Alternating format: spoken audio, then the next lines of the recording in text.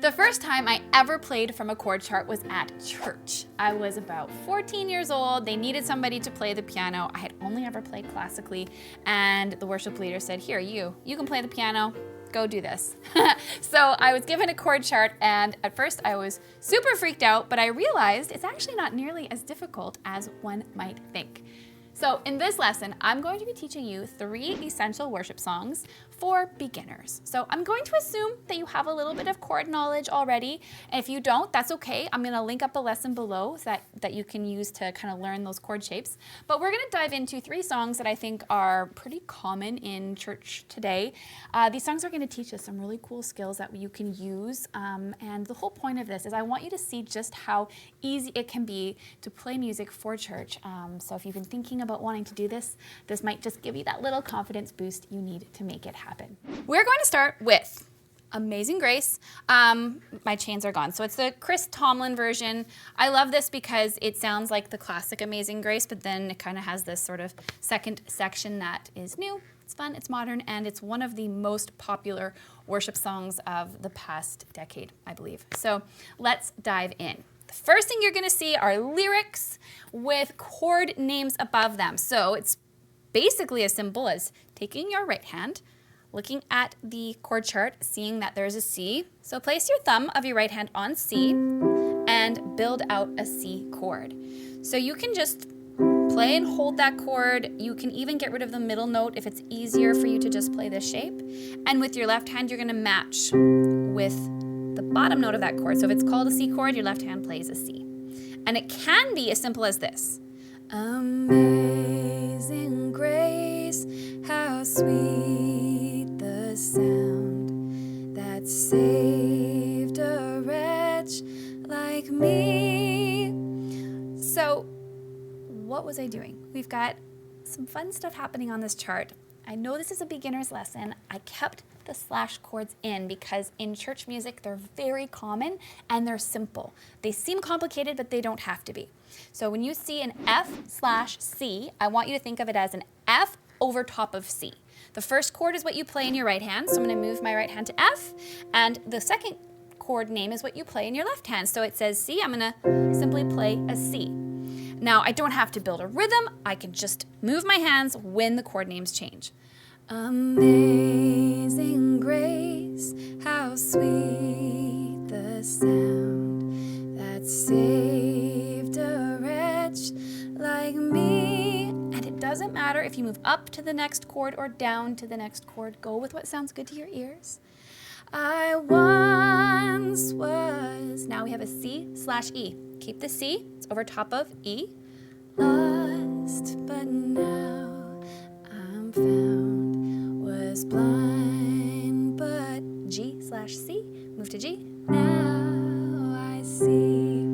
If you want to build some rhythm, 'twas grace that taught my heart to fear, and grace my fears relieved. And you just keep rolling that way, keeping in mind that when you're playing at church, you can be simple, right? They've got the whole band there. So you're not the main instrument. The hour I first believed. Now I'm going to show you what it looks like and sounds like when I add that middle tone into the chord for this chorus. I'm going to play an E at the bass, C here, because it's a C/E. My chains are gone, I've been set free. I've got octaves in my left hand, but you can play a single note. My God, my Savior has ransomed me, and like a flood, His mercy reigns. Now we've got a D minor 7. You can ignore the 7s if you want. So let's make this beginner friendly. Let's just play a D minor.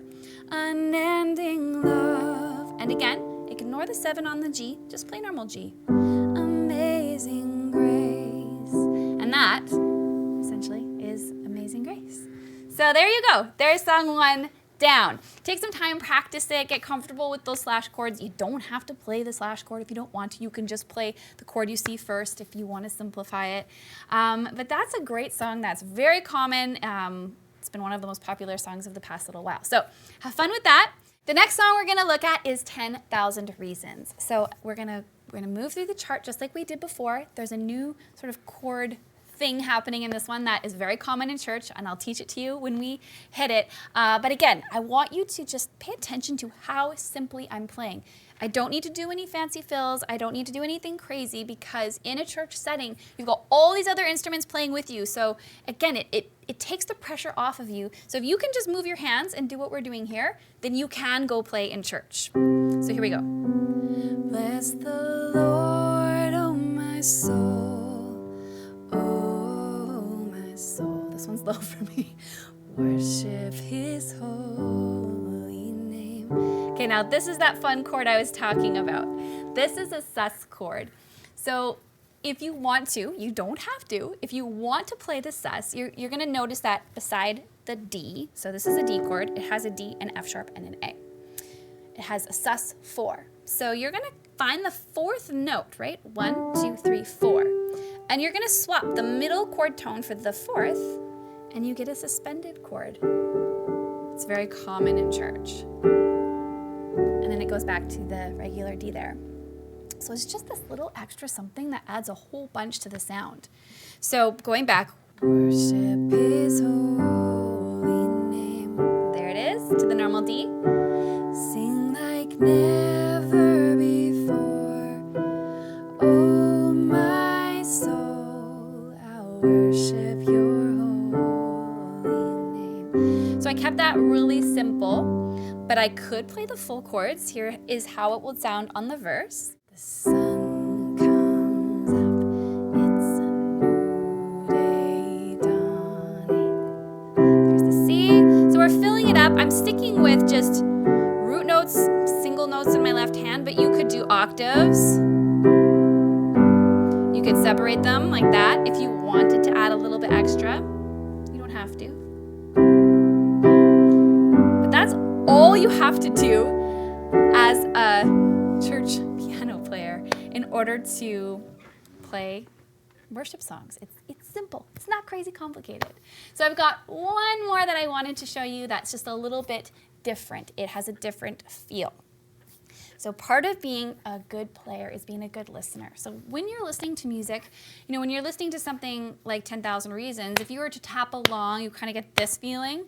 So you can kind of count 1, 2, 3, 4. So that helps you know how to move through the song, as well as the cues by looking at your chart. You know, you can see when the chords move over the words, that's when you should change them. And when you connect that to how that rhythm feels, you know when to move. So a song like Great Are You, Lord, I'm going to sing you the first little bit, and I want you to see if you can kind of get a feel for how the rhythm is a bit different.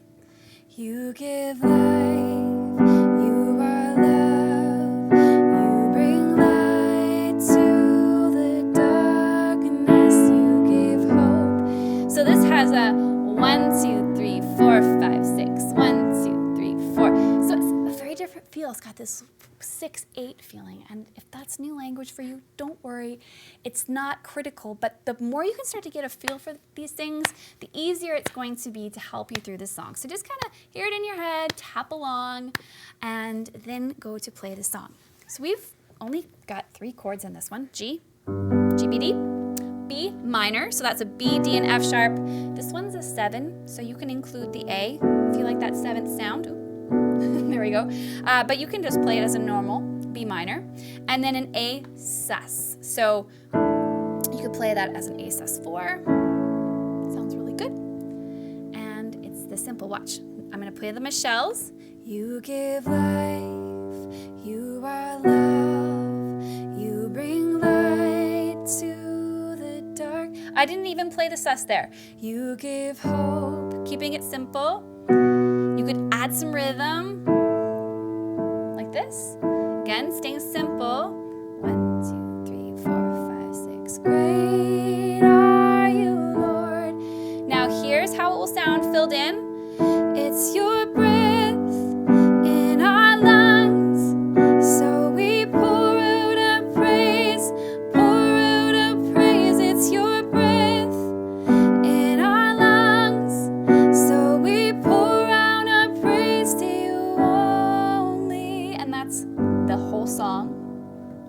3 chords. It's pretty straightforward. So as you can see, with a little bit of chord knowledge and a little bit of bravery, you can play music in your church. So my suggestion to you is to print these chord charts. We've provided them to you for free below. Work on just playing through the songs and just moving through those chords, gaining some confidence, and see how it goes. We've created an entire pack of lessons all on playing piano at church. So if this is something that you're really passionate about and want to do, I would encourage you to check that out. We've got absolutely all the information you need. So if you've never touched a piano before, we'll teach you how to build a chord, figure out what all the note names are, put together chords and inversions, and build to some of the more fancy stuff too, including how to play with a band and play those cool keyboard pad sounds. We covered it all. So if you're interested, check out below. Thank you so much for watching, and I hope you have fun.